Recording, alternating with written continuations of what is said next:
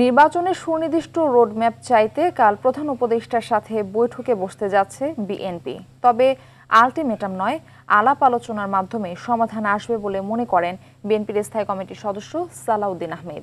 নির্বাচন ছাড়া ক্ষমতা দীর্ঘ করে কাউকে সুযোগ করে দিলে জাতি মেনে নিবে না বলেও হুঁশিয়ারি দেন তিনি।